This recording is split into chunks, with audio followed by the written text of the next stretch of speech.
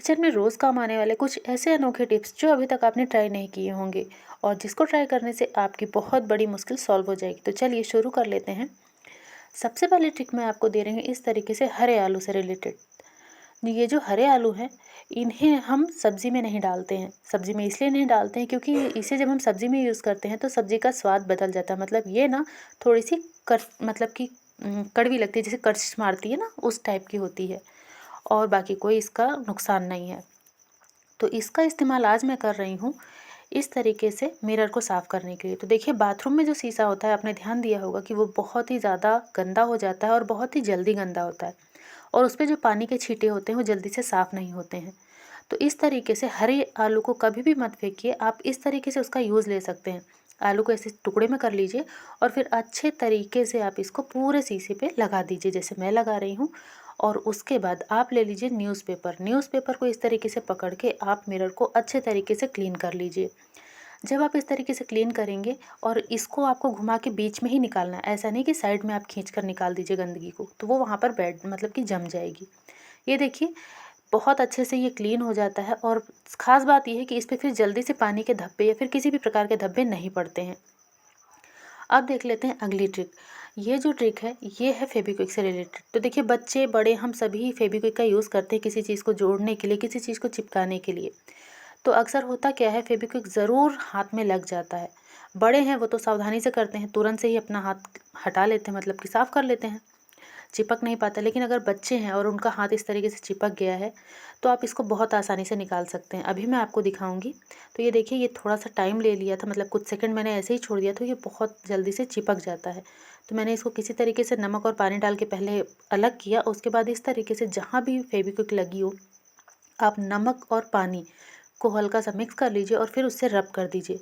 आप देखेंगे कि बहुत ही आसानी से फेविक्विक से, अगर लगा हुआ है उंगली वगैरह पे, तो वो निकल जाएगा। और ये देखिए, कुछ टाइम हो गया था इसलिए आप निशान देख ही पा रहे होंगे उंगली पे।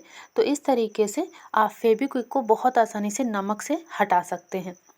अब यहाँ पे ये जो ट्रिक है ये बहुत ही कारगर है। मतलब कि मैंने कहा अपनी बेटी से कि पूड़ियाँ तल दे, तो वो जब बेलने के लिए गई तो कुछ इस तरीके से पूड़ियाँ बनी, मतलब वो बेल ही नहीं पाई। तो मैंने सोचा कई बच्चे ऐसे होते होंगे जो अकेले बाहर रहते हैं और उन्हें अगर पूड़ियाँ खाने का मन है तो वो उसे बेल नहीं पाते होंगे। कहीं मोटी बेलती होगी तो कहीं टेढ़ी मेढ़ी सी बेलती होगी, मतलब वो बेलने में उन्हें बहुत दिक्कत आती है। तो इस तरीके से ऑयल का पैकेट आप ले सकते हो, या फिर कोई भी प्लास्टिक की मोटी शीट ले लीजिए और उस पे जो है आप इस तरीके से प्लेट की मदद से पूरियाँ बना सकते हैं। जैसे वीडियो में आप देख पा रहे हैं, तो मेरे पास ये ना ऑयल की पॉलीथीन थी, तो मैंने इसे काट करके ले लिया है। और ये देखिए, पहले से काफ़ी पतली और बहुत ही बढ़िया, मतलब कि बिल्कुल राउंड शेप में पूरियाँ आप बना सकते हैं। तो ये आप मैंने एक बनाकर दिखाई, और ये देखिए ये दूसरे भी मैं बनाकर दिखा दे रही हूँ। तो इसमें ऑयल लगा है, अगर आप वैसी पन्नी ले रहे हैं तो आप उसमें हल्का सा ऑयल ग्रीस कर लीजिए। तो ये देखिए, बिना बेलन चकले के आप फटाफट एक साइज़ की गोल गोल पूरियाँ आप बेल सकती हैं। और उसके बाद आप इसे फ्राई करेंगे तो कोई दिक्कत नहीं आएगी। जैसे हम बेलन से पूरियों को बनाते हैं तो वो फूलती हैं, सेम उसी तरीके से, बल्कि उससे बढ़िया तरीके से ये पूरियाँ फूलेंगी। तो ये देखिए, मैं आपको फ्राई करके भी दिखा दे रही हूँ। तो इस तरीके से बिना चकलन बेलन के आप फटाफट से पूरियाँ बना सकते हैं। तो बच्चों के लिए काफ़ी ज़्यादा यूज़फुल ट्रिक है, जो कि बाहर रहते हैं, पढ़ाई करते हैं, या फिर जो बाहर काम वगैरह करते हैं, तो उनके लिए तो बहुत ही कमाल की ट्रिक है। उम्मीद है पसंद आई होगी। अब देख लेते हैं अगली ट्रिक, जो कि काफ़ी ज़्यादा यूज़फुल है। तो देखिए, हमारे घर में ताले होते हैं, और कई ताले तो ऐसे होते हैं जो हम बंद कर देते हैं किसी दरवाजे पे या किसी बक्से वगैरह में, कहीं पर भी, तो वो जल्दी से हम खोलते नहीं हैं। साल 2 साल ऐसे ही पड़ा रहता है, या फिर कई महीने तक पड़ा रहता है, तो उसमें ज़ंग लग जाती है। देखिए, मैं आपको ये ताला दिखा रही हूँ। तो करना क्या है, सबसे पहले ज़ंग लगे ताले को आप 5 से 7 सेकंड के लिए हल्का गर्म कर लीजिए, लो फ्लेम पे, जैसे आप देख पा रहे हैं। तो जब ये थोड़ा गर्म हो जाए तो इसे नीचे रख लीजिए, और उसके बाद आप ले लीजिए दवा का रैपर। दवा का रैपर थोड़ा मोटा होना चाहिए, और इस तरीके से आप सिल्वर वाला जो दवा का रैपर होता है ना, वही वाला लेना है। और फिर इस तरीके से आप उसे क्लीन कर दीजिए। देखिए, जब ये गर्म होता है तो बहुत जल्दी से जंग को छोड़ता है, और जब इस तरीके से हम इसे घिसते हैं ना, तो जितनी भी जंग लगी है ना ताले के ऊपर, वो सब की सब निकल जाएगी। ये देखते रहिए आप। पहले अभी ताला देख लीजिए ध्यान से कितना गंदा है, और अभी कुछ सेकंड्स के ही अंदर ताला जो है बिल्कुल नया जैसा चमकने लगेगा। प्रॉपर नया तो नहीं दिखेगा, लेकिन हाँ, बहुत ही ज़्यादा साफ़ हो जाएगा, पूरी जंग इसकी निकल जाएगी।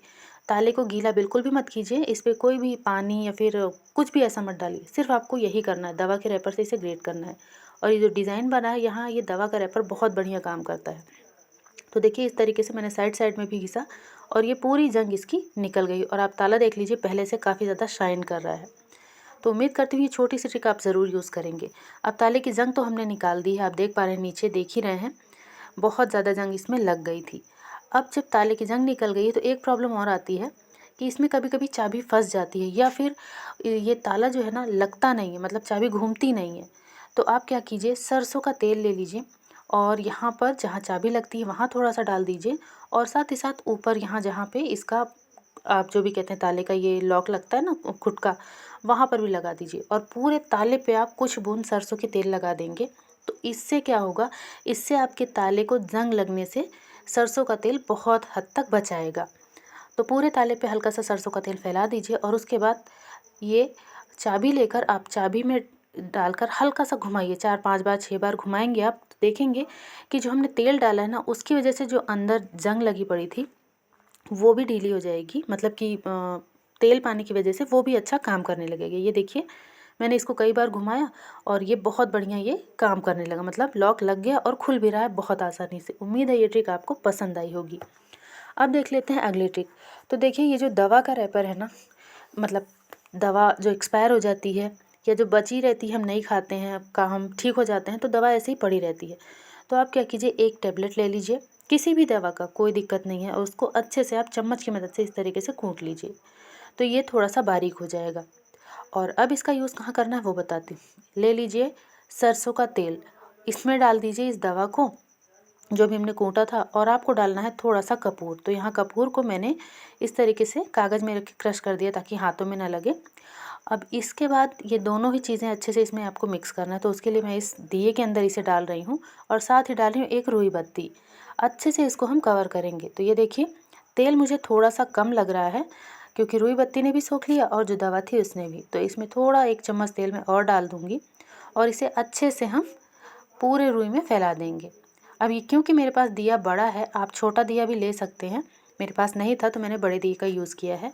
अब इसको आप जला दीजिए और जो इसमें हमने कपूर डाला हुआ है और जो एक्सपायरी दवा है इसके अंदर, जब आप इसे जलाकर कहीं भी रखेंगे तो मक्खी मच्छर काफ़ी हद तक नहीं आएंगे, काफ़ी ज़्यादा बचाव होगा।